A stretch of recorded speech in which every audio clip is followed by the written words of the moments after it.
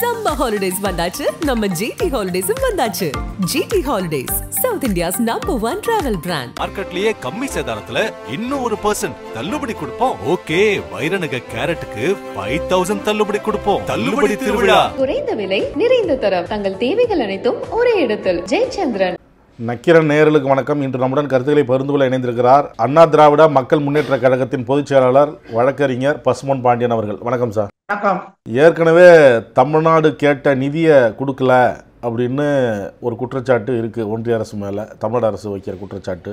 இதில் மும்மொழி கொள்கை விவகாரம். இதில் அந்த மும்மொழி கொள்கையை, தேசிய கல்விக் கொள்கையை ஏற்கலை அப்படின்னா நிதியை இழக்க நேரிடும் அப்படின்னு அவர் சொல்கிறாரு மத்திய அமைச்சர். இந்த விவகாரம்லாம் பெரிய கருத்து முதல் நிலவுது ஒன்றிய அரசுக்கும் மாநில அரசுக்கும். இப்போ ஆளுநர் ஒரு பதிவு போட்டிருக்கிறார். இந்த நிலைமையில் தேசிய கல்விக் கொள்கையை அமல்படுத்துவதற்கு பெரும் தேவை உள்ளது தமிழகத்தில் அப்படிங்கிறார். இது அமல்படுத்தியே ஆகணும் அப்படிங்கிற மாதிரி ஒரு கருத்தை சொல்கிறார். அது எப்படி பார்க்குறீங்க? எந்த மொழியை நாங்கள் திணிக்கலை அப்படின்னு சொல்றதுக்கு முதல் இந்த கவர்னருக்கு என்ன அதிகாரம் இருக்குன்னு நான் கேட்குறேன். கவர்னர் வேலையை தவிர பிஜேபி, RSS, சங்பரிவார் வேலையை தான் அவர் பார்க்கிறாரே தவிர கவர்னருக்கான வேலை எந்த வேலையும் பார்க்கறது இல்லை. ஒரு கவர்னருக்கு என்ன அதிகாரம் இருக்கு, அந்த அதிகாரத்தை மக்களுக்காக எப்படி பயன்படுத்தணும், அமைச்சரவையின் வழிகாட்டுதல்படி அமைச்சரவை கொடுத்த தீர்மானத்துக்கு இருக்கும் மக்களுக்கான தீர்மானத்தை நிறைவேற்ற மறுக்கிறார். ஒரு RSS ஸ்போக்ஸ்மேன் மாதிரி, RSS உடைய தலைமை கழக பேச்சாளர் மாதிரி இவர் செயல்படுவது எந்த வகையான முறை என்பதுதான் நம்முடைய கேள்வியாகும். மும்மொழி கொள்கையை ஒரு மாநிலம் ஏற்றுக்கொள்வதும் ஏற்றுக்கொள்ளாதும் அந்த மாநில உரிமை. இரண்டாவதாக இந்த கவர்னருக்கு நான் என்ன சொல்றேன்னு கேட்டா, இந்த மும்மொழி கொள்கையை ஏற்றுக்கொண்ட வட மாநிலங்கள், பிஜேபி ஆளக்கூடிய மாநிலங்கள் கல்வியில தரத்துல மேம்பட்டு இருக்காங்களா? இருமொழி கொள்கையை பின்பற்றின தமிழ்நாடு மேம்படுத்தப்பட்டிருக்கா? ஒரு சராசரி புள்ளிவிவர கணக்கோட இந்த கவர்னர் பேசணும். எந்த புள்ளிவிவரம் இல்லாம மும்மொழி கொள்கை படித்தவர்கள் உலக நாட்டில் அதிகமா, இருமொழி கொள்கையை படித்த தமிழர்கள் அதிகமா? உதாரணத்துக்கு நான் சொல்றேன், இன்றைக்கு அமெரிக்காவில் முறைகேடாக இருக்கக்கூடிய விசா பெற்றிருக்கக்கூடியவர்களாம் புதிய அதிபர் ட்ரம்ப் விரட்டிட்டு இருக்காரு. கையிலையும் காலையும் வழங்கு போட்டு ஒரு மிருகங்களை விட கேவலமா நடத்துறாரு. நீங்க இதுவரைக்கும் மும்மொழி கொள்கையை படித்த பஞ்சாப், குஜராத்துக்காரன், வட மாநிலத்துக்காரன் தான் வரானே தவிர தமிழ்நாட்டை சேர்ந்த ஒருத்தனார் இதுவரைக்கும் முறைகேடா அங்க அனுமதி பெற்றிருக்கான்னு வந்திருக்கா? அதற்கு காரணம் முறையான கல்வி, முறையான அனுமதியோட தான் இருப்பான். 50,000 பொறியாளர்கள் இன்றைக்கு அமெரிக்கால இருக்கிறாங்க. 20,000 டாக்டருக்கு மேல இருக்கிறாங்க. லட்சக்கணக்கான மக்கள் தமிழர்கள் இருக்கிறாங்க. முறைகேடா யாரும் விசா பெற்று இல்லை. இது இருமொழி கொள்கையை கற்றுத்தந்த பாடம். இன்றைக்கு உத்தரப்பிரதேசமா இருக்கட்டும், பல்வேறு மாநிலங்கள்ல இருக்கக்கூடிய தாய்மொழியெல்லாம் அழிச்சிட்டாங்க. அந்த மாநில தாய்மொழி அளிக்கப்பட்டு முதலமைச்சர் கூட, நம்முடைய முதலமைச்சர் ஒரு பட்டியல் கொடுத்திருக்கிறார். ஆனா தேசிய கல்விக் கொள்கை நாங்கள் நடைமுறைப்படுத்தியே தீர்வோம் அப்படின்னு கவர்னர் பேசுறது, ஒன்றிய கல்வி அமைச்சர் பேசுறது, உள்துறை அமைச்சர் அமித்ஷா பேசுவது என்பது இந்த நாட்டிற்கு நல்ல விஷயம் அல்ல. பல்வேறு தேசிய இனம், பல்வேறு கலாச்சாரம், பண்பாடு கொண்ட ஒரு கூட்டு தொகுப்பு தான், யூனியன் தான் இந்தியாவை தவிர, இந்தியா என்பது ஒரே கலாச்சாரம் பண்பாடை பின்பற்றுகிற நாடு அல்ல என்பதை இவர்கள் முதல் உணரணும். கவர்னர் உணரணும், அமித்ஷா உணரணும், பிஜேபி உணரணும். இது முதல் ஒரு நாடு இல்லை. இந்தியா என்பது பல்வேறு மாநிலங்கள், பல்வேறு கலாச்சாரம், பண்பாடு கொண்ட ஒன்றியங்களின் தொகுப்பு தான் இந்தியா அப்படின்றத உணர்ந்தாதான் இந்த மாதிரி பேசாம இருப்பாங்க. நீங்க இப்படியே வலுக்கட்டாயமா திணிப்போம் அப்படின்னு சொல்றது, இந்த நாட்டை 75-76 வருடம் ஆகிவிட்டது நாம் ஒற்றுமையா இருந்து. ஆங்கிலேயர் இந்த நாட்டை விட்டு விடைபெறும் போது இந்த நாடு ஒற்றுமையா இருக்கா என்று கருதினார்கள். ஆனால் ஜவஹர்லால் நேரு போன்றவர்கள் பல்வேறு வேற்றுமையில் ஒற்றுமை இந்தியா என்பதை நாம் இன்னைக்கு நிரூபித்திருக்கிறோம். இந்த இந்தியா சிதறுண்டு போவதற்கான, இந்தியா பல்வேறு கூறுகளாக உடைவதற்கான காரணங்களைத்தான் கவர்னர், அமித்ஷா, மோடி உட்பட அனைவரும் இங்கே திணிக்கிறார்கள் என்பதுதான் என்னுடைய கருத்தாகும். பதிவு போட்டிருந்ததுல என்ன சொல்றாருன்னா, பல்வேறு துறையினரிடம் நான் கலந்துரையாடினேன். கல்வி, வணிகம், சுகாதாரம், விருந்தோம்பல், இளைஞர், ஸ்டார்ட் அப்கள், பெண் தொழில் முனைவோர், சிறு நடுத்தர நிறுவனங்கள் உள்ளிட்ட பல்வேறு துறையை சார்ந்தவர்களிடம் நான் கலந்துரையாடினேன். இங்கே மனித ஆற்றலும் இயற்கை வளமும் இருக்குது, அந்த அளவுக்கு வளமாக தான் இருக்குது. அதே நேரத்தில் இங்குள்ள மக்கள் தங்களுக்கு வாய்ப்புகள் புறக்கணிக்கப்பட்டதாக அவங்க நினைக்கிறாங்க, உணர்றாங்க அப்படிங்கிற. என்ன வாய்ப்பு புறக்கணிக்கப்பட்டது? இன்றைக்கு உயர்கல்வி துறையில தமிழ்நாடு தான் இந்தியாவிலே முதலிடத்தில் இருக்கிறோம். இவங்க ஒரு கருத்து சொல்றாரு மோடி, 2030 தான் மனித தரவரிசையில உயர்கல்வியில நாங்க 30%, 35% அடைவோம் என்று இலக்கு வைத்திருக்கிறோம் 2030. ஆனால் இன்றைக்கு உயர்கல்வியில இந்தியாவில் தரவரிசையில தமிழ்நாடு இன்றைக்கு 56%. அவங்க 2030 35% இலக்கை வச்சிருக்காங்க இந்தியா பூரா. ஆனா தமிழ்நாடு இன்றைக்கு 2025 திராவிட மாடல் ஆட்சியில 56% முன்னேறி இருக்கிறோம். மனித ஆற்றல், நீங்க அங்க மருத்துவ கட்டமைப்பு, உத்தரப்பிரதேசம், பீகார் அங்க இருக்கிற கட்டமைப்பும் தமிழ்நாட்டுடைய கட்டமைப்பு எதுல குறைந்தது? வெளிநாட்டு தொழிற்சாலைகள் இங்க அமைவதில் நாங்க எல்லா வகையான ஆதரவை தமிழ்நாடு தருகிறது. அவர் சொல்றது, இந்த இருமொழி கொள்கை காரணமா அண்டை மாநில இளைஞர்களை ஒப்பிடும் பொழுது இங்குள்ள இளைஞர்கள் வாய்ப்பு இழந்ததா உணர்றாங்கிறார். எந்த இடத்துல வாய்ப்பு இழந்திருக்கிறோம்? ஆங்கிலம் தெரிஞ்சதுனாலதான் நீங்க ஹைதராபாத்ல இருக்கக்கூடிய ஹைடெக்ல தமிழர்கள் அதிகமா இருக்கும், பெங்களூர்ல நம்ம அதிகமா இருக்கும் டெக்னாலஜில, மும்பையில இந்திக்காரனை விட, இந்தி படிச்சவனை விட, இருமொழி கொள்கை படிச்சவனை விட இந்தியாவில தகவல் தொழில்நுட்பம் இருக்கக்கூடிய மாநகரங்கள்ல, மாநிலங்கள்ல தமிழர்கள் தான் மென்பொறியாளர்கள், அந்த கம்ப்யூட்டர் ஆபரேட்டர், அங்க இருக்கக்கூடிய அனைத்திலும் இளைஞர்கள், தமிழக இளைஞர்கள் தான் இருந்திருக்காங்க உலகம் முழுவதும். இந்த சர்வேவை புள்ளிவர கணக்கு கவர்னர் வெளியிட தயாரா? நீங்க காலையில மதுரையில, சென்னையில, கோவையில, மதுரையை பார்த்தீங்களாக்க ரயில்வே ஸ்டேஷன்ல மூட்டை முடிச்சு கூட இறங்குறது யாரு? மும்மொழி கொள்கை படித்த உத்தரப்பிரதேசம், மும்மொழி கொள்கை படித்த பீகார், மும்மொழி கொள்கை படித்த ராஜஸ்தான், மும்மொழி கொள்கை படித்த மத்திய பிரதேசம், இந்த மாநிலங்கள்ல இருந்து தான் காலையில இறங்குறானே தவிர தமிழ்நாட்டில் இருக்க அத்தனை ஹோட்டல்கள்ல, கட்டிட வேலைகள்ல அனைத்திலும் யார் இறங்கி வேலை கட்டு வர்றா? தமிழர்கள் தான் வேலை கொடுக்குறாங்க. தமிழர்கள் எல்லா வகையிலும் முன்னேறி இருக்கிறோம். உலகம் முழுவதும் தமிழர்கள் முன்னேறி இருக்கிறார். உலகம் முழுவதும் முன்னேற காரணம் ஆங்கிலம், தமிழும் இருமொழி தான். அவங்க அந்த மும்மொழினாலதான் இன்னும் அவங்க கையெழுத்து போட தெரியாத பீகார்ல எத்தனை சதவீதம் பேர்? தென் மாநிலங்கள் தான் இன்றைக்கு முன்னேறமான மாநிலங்களாக இந்தியாவில் இருக்கிறது, மும்மொழி கொள்கையை படித்தவர்களை விட. இதுக்கு புள்ளி வர கணக்கு நமக்கு தெரியும். இங்க உத்தரப்பிரதேசத்துக்காரனும் நீ திருப்பூர், ஈரோடு, பின்னலாடை தொழிற்சாலை, சாதாரண கட்டிட தொழிற்சாலை, ஹோட்டல் சப்ளையர், கிளீன் பண்றது வரைக்கும் அவன் தான் வேலை இல்லாம அங்க இருக்கான். தமிழ்நாட்டுக்காரர் எப்படி அங்க இல்ல? தமிழ்நாட்டுக்காரர் அனைத்து அலுவலகங்களிலும், மின்பொறி அலுவலகங்களில் பல லட்சக்கணக்கான ரூபாய் பெறக்கூடியதான் வாய்ப்புகள் பெற்று இளைஞர்கள் சிறப்பா இருக்காங்க. தவறான கணக்கை கவர்னர் சொல்லுங்க. இந்தி எதிர்ப்பு போராட்டம் என்கிற பேர்ல இங்க உள்ள தமிழ்நாட்டில் உள்ள மாணவர்களுக்கு, இளைஞர்களுக்கு இங்க இருக்கிற தென் மாநில மொழிகள் அதையே இவங்க கற்றுக்க முடியாமல் ஒரு சூழ்நிலை ஏற்படுது. மும்மொழி கொள்கையை எதிர்க்கிறோங்கிற பேரில் இவங்க திராவிடம் பேசுகிறாங்க, அந்த திராவிடத்தில் இருக்கிற மொழிகளை கூட இவங்களால கற்றுக்க முடியல அப்படிங்கிற குற்றச்சாட்டை வைக்கிறாங்க. அதனால என்ன பாதிப்பு? பெங்களூர்ல வேலை பார்க்குறவன் கன்னடம் கற்றுக்கிறான், கேரளாவில் வேலை பார்க்குறவன் மலையாளம் கற்றுக்கிறான், தெலுங்கானா, ஆந்திராவில் வேலை பார்க்குறவன் தெலுங்கு கற்றுக்கிறான். இதே ஹிந்தி கற்றுக்கிற தமிழர்களும் இருக்கிறாங்க. நாங்கள் எந்த மொழிக்கும் எதிரி அல்ல சொல்லிட்டான்.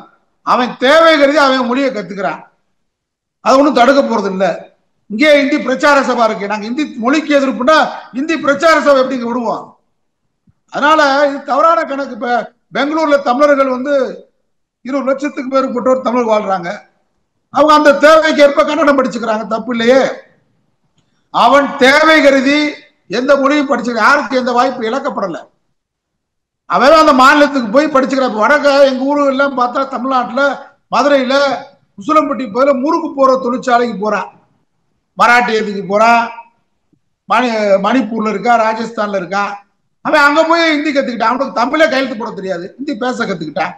அவன் தேவை, அவனுடைய தேவைகளை கருதி அந்த மொழியை கத்துக்கிடுவான். இதை கண்டிப்பா திராவிடம்னு சொல்றதுனால எல்லாரும் கத்துக்கணும்னு கட்டாயம்லாம் இல்லை. இப்ப வட மாநிலங்கள்ல தமிழ் கத்துக் கொடுக்கப்படுகிறதா? நான் கவர்னரை கேட்கிறேன், வட மாநில தமிழ் கத்துக் கொடுக்குறாங்களா? மும்மொழி கொள்கை 1968 அறிமுகப்படுத்தப்பட்டது. என்ன சொன்னாங்க? நாங்க வட மாநிலங்கள்ல 3வது மொழியாக தமிழை, தென் மாநில மொழியை தேர்ந்தெடுத்துக் கொள்வோம், நீங்க ஹிந்தியை தேர்ந்தெடுத்துக்கணும்னு சொன்னாங்க. இதுவரைக்கும் தமிழை தேர்ந்தெடுத்திருக்காங்களா, படிச்சிருக்காங்களா? அதனால ஆங்கிலம் அண்ணா தெளிவா சொன்னார். ஒரு பெரிய பூனை போறதுக்கு பெரிய ஓட்டை போட்டுறான், அப்புறம் சின்ன பூனை போறதுக்கு சின்ன ஓட்டை போட முடியுமா? பெரிய ஓட்டையில சின்ன பூனையும் போயிரும்ல. உலகம் முழுவதுக்கும் இந்தியாவுக்கும் பொதுமொழி ஆங்கிலம், பெரிய எல்லாத்துக்கும் பொதுவா இருக்கு.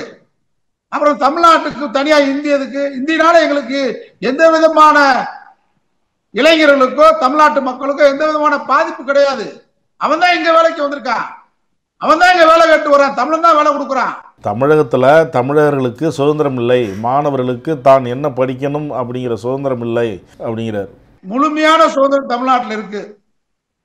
எப்பொழுதே முழுமையான சுதந்திரத்தை கொடுத்துருக்கோம். உனக்கு தேவையான மொழியை கற்றுக்கொள், ஆனால் எங்கள் எந்த மொழியும் திணிக்காது. அரசியல் ரீதியாக அரசு பள்ளிக்கூடங்களில் இந்த மொழிதான் படிக்க வேண்டும் என்று எங்களை திணிக்காத. மாணவர்கள் விருப்பப்பட்டால் படிச்சுக்கிட்டு இருக்கான். சுதந்திரம் தானது, முழு சுதந்திரம் கொடுத்திருக்கிறான். அதனால இருமொழி கொள்கையை படித்தவர் தான் அப்துல் கலாம், இந்தியாவுடைய குடியரசுத் தலைவராக இருந்தாரு, விஞ்ஞானி. இருமொழி கொள்கையை படித்தவர் தான் இன்னைக்கு இருக்கக்கூடிய அண்ணாதுரை, விஞ்ஞானி. ஆனா இருமொழி கொள்கையை இப்படி சொல்லு பார்ப்போம். மும்மொழி கொள்கையை படிச்ச ஒரு ஆளை சொல்லு, உலக அளவில் வந்த ஆளை, இந்திய அளவில் வந்த ஆளை சொல்லு பார்ப்போம். கவர்னர் சொல்லுவாரா? நாங்கள் இருமொழி கொள்கையில படித்த அனைவரும் தான் இன்னைக்கு நீதிபதிகளா இருக்கிறோம். நானா வழக்கறிஞரா இருக்கிறேன், அரசு பள்ளிக்குள்ள படிச்சவங்க தான். தமிழ்நாட்டிலே இந்தி பள்ளிக்கூடத்தில் படிச்சவங்க யாராவது ஒரு ஆள் அடையாளம் காட்ட முடியும் அந்த அளவுக்கு உயர்ந்தால. அதனால நாங்க புள்ளி உரம் வச்சிருக்கிறோம். இந்தியாவிலே உலகத்திலேயே தமிழர்கள் இருமொழி கொள்கையால் உயர்ந்திருக்கிறார்கள், முன்னேற்றம் கண்டிருக்கிறோம். கண்ணுக்கு முன்னாடியே முன்னேற்றத்தை பார்க்கிறோம்.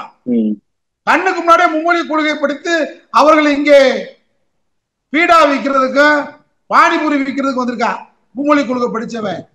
நாங்க அப்படி இல்லை. தமிழ்நாடு அனைத்திலும் தமிழ்நாடு சிறந்திருக்கிறது தான் புள்ளி உர கணக்கு. ஏட்டிக்கு போட்டியா பேசல, புள்ளி உர கணக்குற கவர்னருக்கு சொல்றேன். கோவைக்கு அண்மையில் வந்த மத்திய அமைச்சர் அமித்ஷா பேசும்போது சொல்றாரு, 2024 ஒரு எங்களுக்கு பாஜகவுக்கு மிக முக்கியமான ஆண்டு. 2024 தான் 3வது முறையாக பிரதமர் மோடி ஆட்சிக்கு வந்தார். அந்த பிரதமர் வாய்ப்பு அவருக்கு கிடைச்சிது. ஒடிசாவில் ஆட்சி அமைச்சோம், ஆந்திராவில் கூட்டணி ஆட்சி அமைச்சோம், ஹரியானாவில் வெற்றி பெற்றோம், மகாராஷ்டிராவில் வெற்றி பெற்றோம். இப்போ 2025 துவக்கத்திலேயே நாங்கள் டெல்லியில் வெற்றி பெற்றோம். இப்போ 2026 தமிழகத்தில் பாரதிய ஜனதா கூட்டணி ஆட்சி அமையும் அப்படிங்கிறார். அத்தைக்கு மீச முளைக்கட்டான், அத்தைக்கு மீச முளைக்கிட்டு மாமான்னு சொல்லுவோம், கறந்தவாள் மடிவு கட்டும், காகிதப்பூ மணக்கட்டும். என்றைக்காவது தமிழ் மண்ணில் சங் பரிவார் கூட்டம், பாஜக கூட்டம் வர முடியுமா? தமிழ்நாட்டில் எந்த தொகுதியாவது ஜாமீன் தொகை பெற முடியுமா? அவர் எவ்வளவு பெரிய கூட்டணி அமைத்து வரட்டும். பகல் கனவு காணுகிறார் அமித்ஷா. வட மாநில வேறு, தமிழ்நாடு வேறு. ஒரு 100 ஆண்டு கால போர் தமிழ்நாட்டில் நடந்துட்டு இருக்கு. பெரியார் மண்ணில் சமூக நீதி, சமத்துவம், மத நல்லிணக்கம், இதை பேணுகின்ற திராவிட இயக்கங்கள் தான் தமிழ் மண்ணில் இன்னும் எத்தனை நூற்றாண்டாலும் வர முடியும்.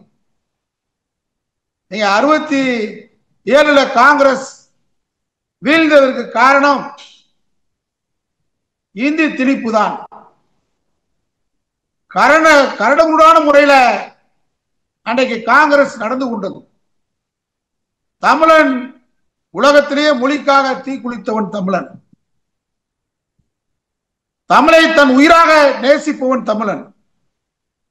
இந்திய சுதந்திர போராட்ட வரலாற்றில் தமிழ்நாட்டில் முதல் முறையாக ராணுவம் அடக்க முடியல மாணவர்கள் போராட்டத்தை, தமிழ் மொழி காக்கும் போராட்டத்தை, இந்தியர் போராட்டத்தை. அன்றைக்கு தமிழ்நாடு முடிவெடுத்தது, இனிமேல் தமிழ்நாட்டில் தேசிய கட்சிகளுக்கு இடமில்லை. அந்த முடிவு பெரியார் போட்ட விதை, அண்ணா அமைத்த கூட்டணி, அண்ணா அமைத்து தந்த பாதை, அந்த பாதை தான் என்றைக்கும் தமிழ்நாட்டில் நிற்குமே தவிர, இங்க அமித்ஷா எத்தனை ரவுண்ட் அடிச்சாலும் அமித்ஷா பேரு தமிழ்நாட்டு மக்களுக்கு தெரியாது. அந்த பேரை சொல்ல தெரியாது. ஏதாவது கடையில மிட்டாய் கிட்டாய் அமித்ஷா என்ன பேரு, அது மிட்டாய் பேரா முறுக்கு பேரான்னு கேட்பான். அதனால இன்னும் தமிழ்நாட்டில் மோடி பிரதமர்ன்றதே பல மக்களுக்கு தெரியாது. தமிழுக்கும் தமிழகத்துக்கும் மோடி நிறைய செஞ்சிருக்கிறாரு, மதிக்கிறாரு, உலகம் பூரா தமிழை கொண்டு போயிருக்கிறாரு. தமிழகத்தில் திமுகவின் தேச விரோத ஆட்சி முடிவுக்கு வரும், கண்டிப்பாக 2026 பாஜக கூட்டணி ஆட்சி அமைவது உறுதி அப்படிங்கிறார். எது தேச விரோதம்? இந்த மண்ணிற்காக போராடியவன் இஸ்லாமியன், இந்த நாட்டின் சுதந்திரத்துக்காக போராடியவன் இஸ்லாமியன்,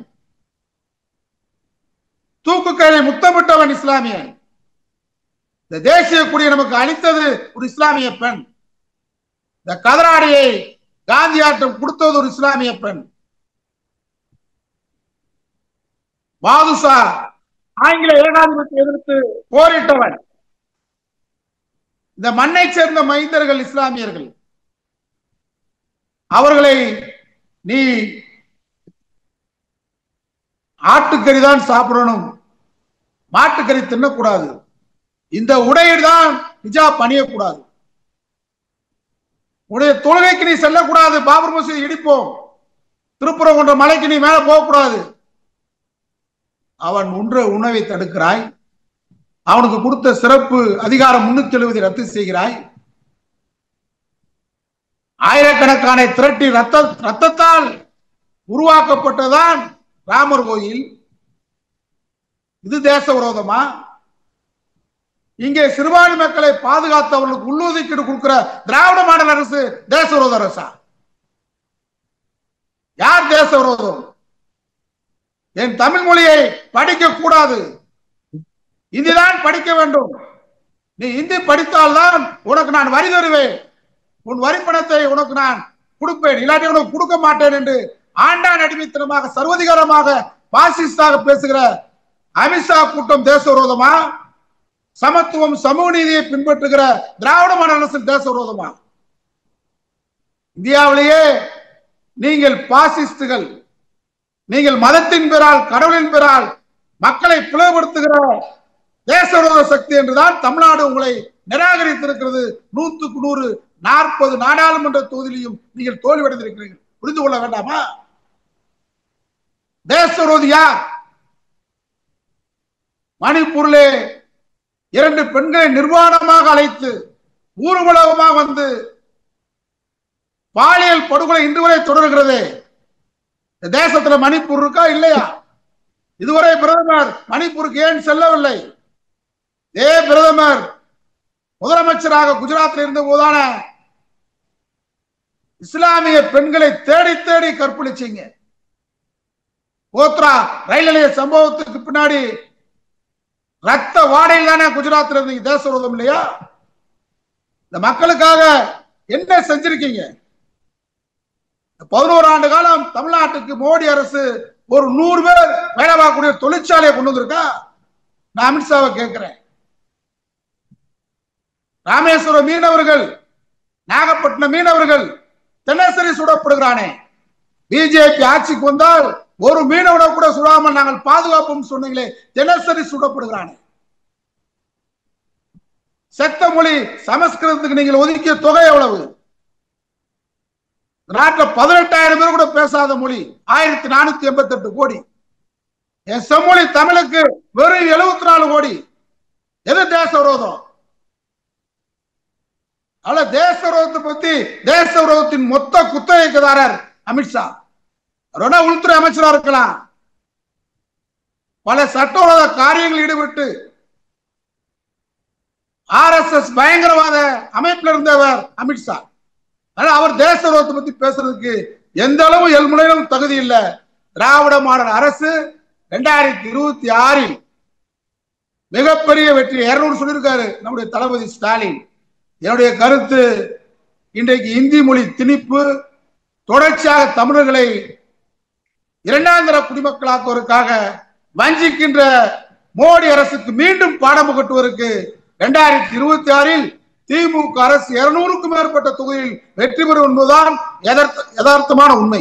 தன்னுடைய ஆட்சியின் அவலங்களை மறைக்கிறதுக்காக ஏதாவது ஒரு பிரச்சனைகளை உண்டாக்கிட்டு இருக்கிறாங்க முதல்வரும் துணை முதல்வரும். இப்போ இந்த தொகுதி மறுசீரமைப்பில் தொகுதிகள்லாம் குறையும் அப்படின்னு சொல்கிறாங்க. எந்த அடிப்படையில் இந்த மாதிரிலாம் சொல்கிறாங்க?